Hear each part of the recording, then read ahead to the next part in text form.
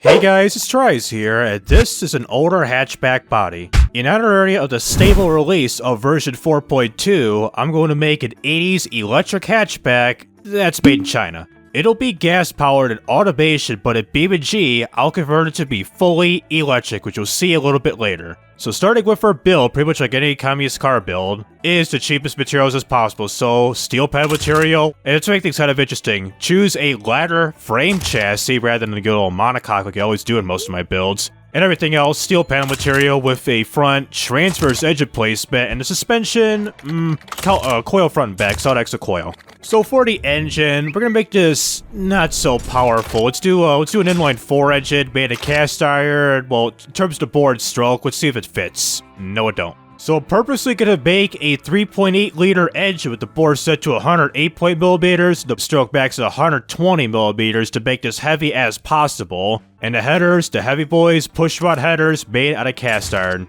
Is pushrod the heaviest? No. Screw it, dual overcam fab valve. And the crank out rods and pistons and the balancing mass, like the usual. Let's just cast everything, balancing shaft. For the balancing mass, decrease the counterweight by 48.4 pounds. That's quite a lot. And it shouldn't really matter as much with the compression, all good stuff. Let's just drop this to, let's do 5,000 for the sake of valve fault or something stupid that may occur with this engine. A turbocharger? No, screw that. So for the fuel system, let's do a carburetor setup with a 4-barrel carb, single, okay. With the intake manifold, what's the heaviest? I believe standard low? Really? Standard low intake? And lastly, for the exhaust everything, I believe we're going to be doing the cast headers. If I'm right or wrong, let's choose the cast mid headers, which is the heaviest, yes. With the exhaust diameter, let's do 2 inches for now, and the heavy boys, and look at that power drop. And surprisingly, it makes 118 horsepower. I mean, purposely, I want to make this large in terms of, like, weight because we're dealing with, like, motors and batteries, all this good stuff, but let me lower the power and all that good stuff. Okay, so after tuning this engine, I decided to lower the board stroke all the way down to 50 millimeters and 40 millimeters to stroke to make this to frickin' pi, 3.14 or 314 cubic centimeters. Still with the inline 4 engine, negative 15 for the bottom end for the engine and all that good stuff. And I also decided to use a mechanical fuel injector to increase the weight compared to a carburetor 4-barrel setup. So instead of making over 117, 118 horsepower, now we're at frickin' communist standards of 19 horsepower with 18.7 pounds-feet of torque. So right now, brief here of this engine right now.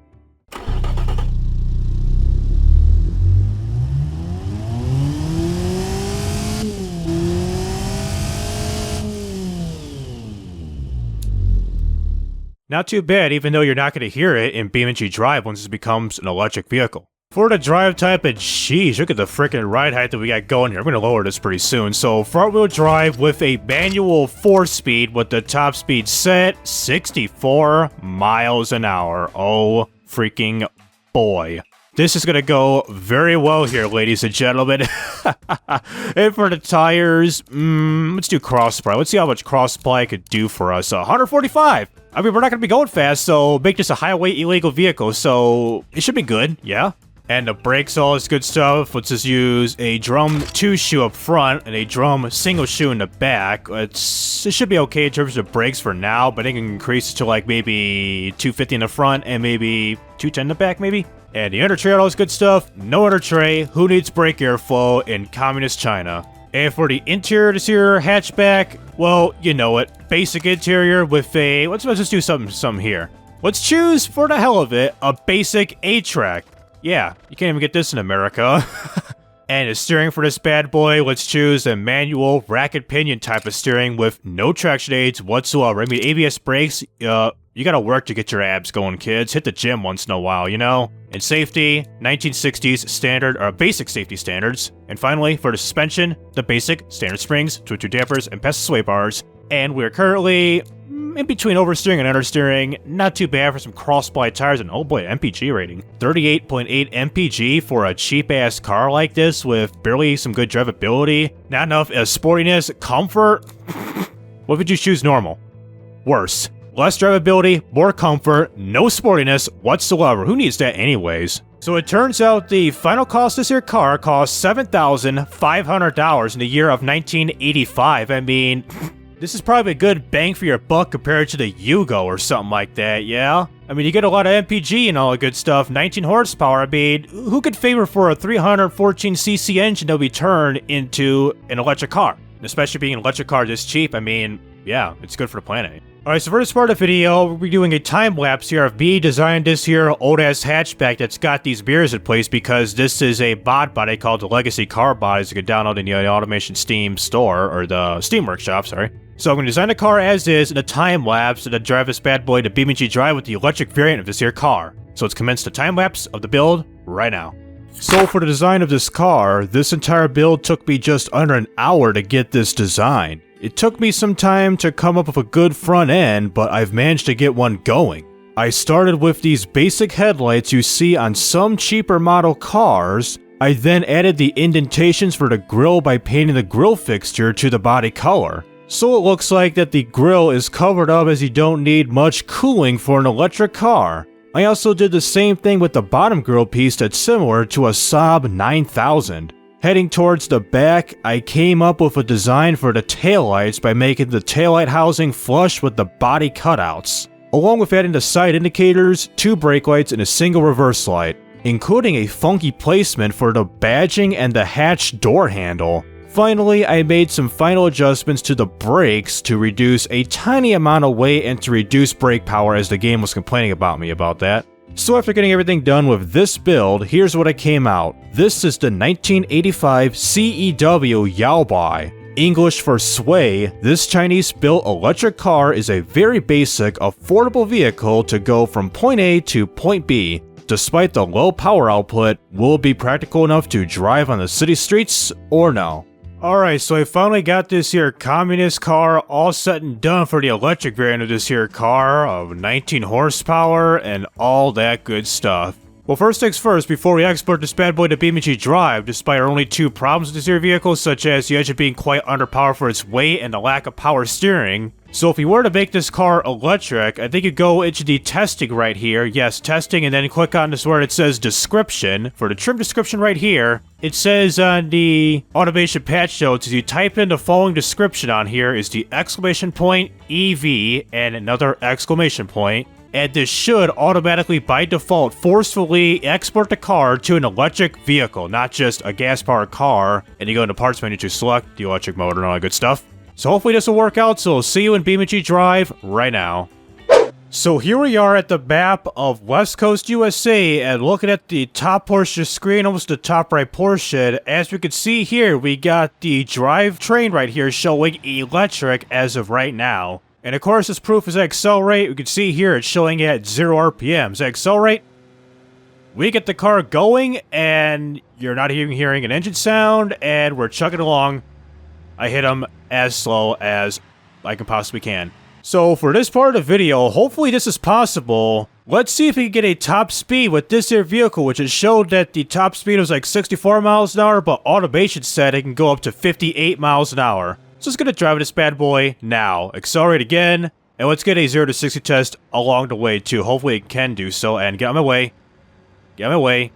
Thank you very much, people. And the cop doesn't even care about that. Alright, 40 miles an hour. Ooh, nice corner, 40 miles an hour, and oh no. They're chasing me, the Yankee police are chasing me. We're going 50 miles an hour. Can we reach 62? Final downhill? Oh no, oh no. Come on, 60. Damn it. No, we're not. Well, we got 60 miles an hour, which is somewhat doable, but shots fired. But according to the game, it didn't count. Damn it. So let's say 0 to 60 in about 37 seconds. Can the police catch up to me? Or, wait, what? Why are my freaking headlights the reverse lights? Hold on a second. Look at my headlight right here, my auxiliary headlights. Add the turn signals to brake lights. Are you kidding me? So what is going on here? Like, what are the cops even doing? Are they chasing? No, it's also a cop car, so let's let them do this type of circle jerk as the 4th cop car comes right in. So right now, let's see. He stops. So it's right now, let's do a time trial run by staying at this here map. So here we are with Street Course 2 of the time trial layout, which I believe this is a modded time trial run if I'm right or wrong here. So right now, as we're way back here behind the start and finish line, we're going to be doing only one lap with a rolling start with this here time trial run in the Street Course. So let's get ready here and ready, go. And freaking fuel consumption and torque meter. And freaking FPG right here too. Sheesh, I gotta clean this up, hold on. I can't. Are you kidding me? So here is start finish line at a speed of 23.5 miles an hour. Simple right-hander didn't lose a whole lot of speed, and also let's give you here this motor.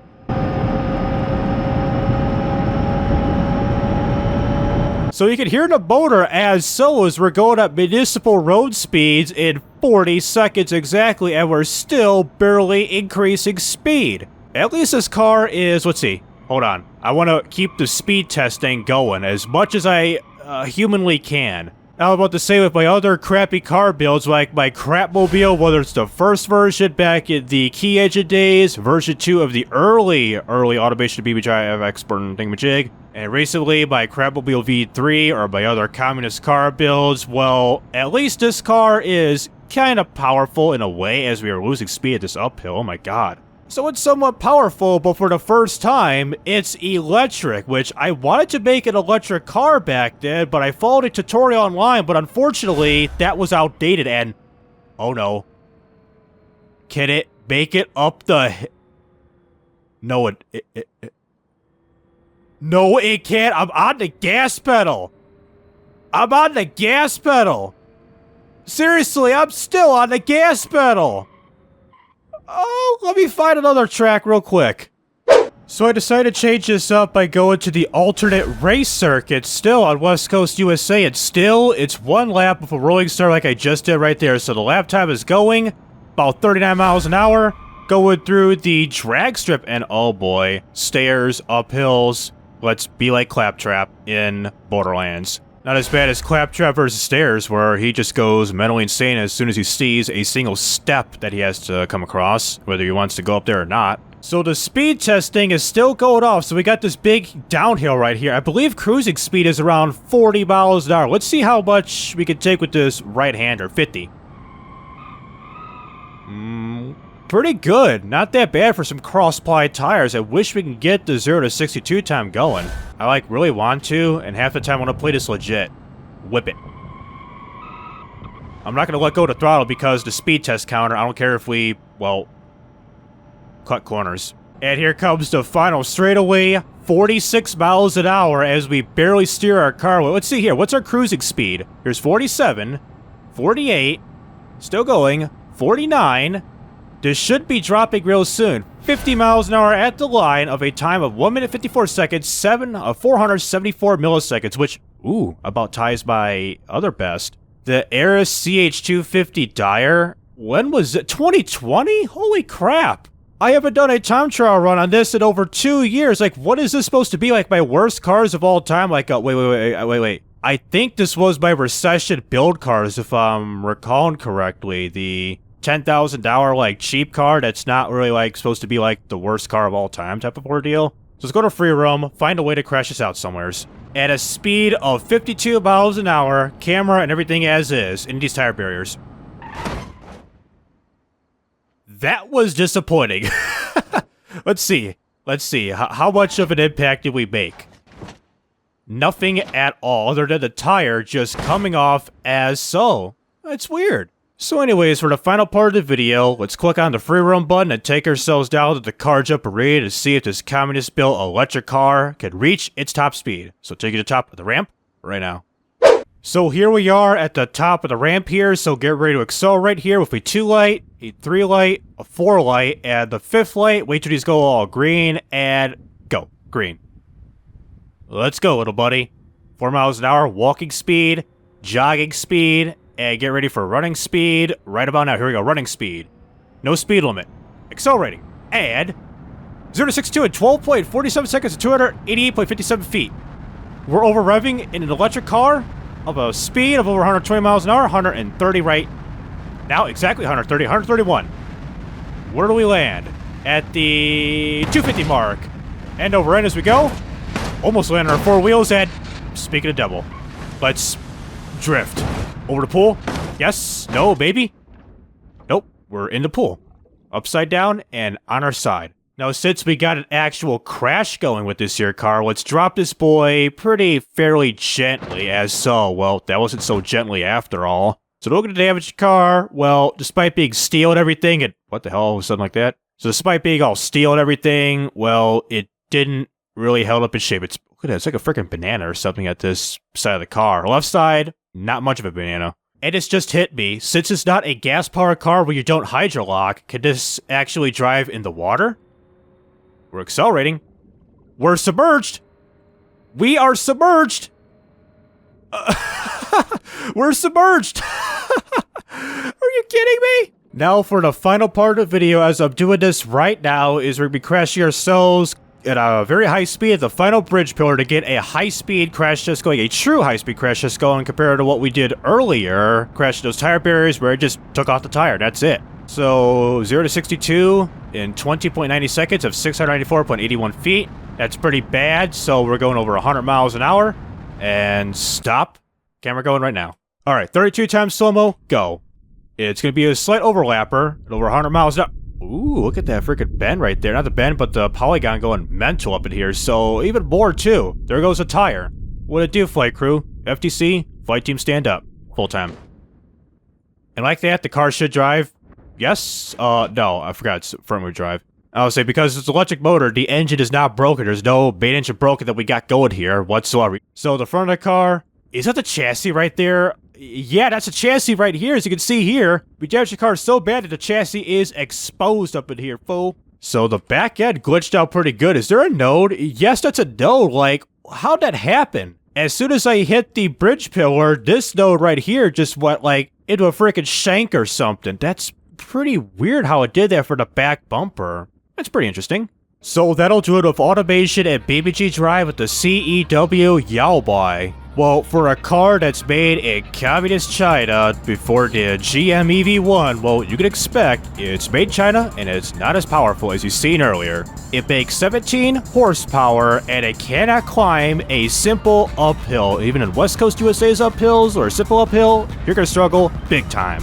And for those who are interested in this type of content, please be sure to like and subscribe so you won't miss out on any videos like this in the future. So this is TRIZE Rising Up and signing out.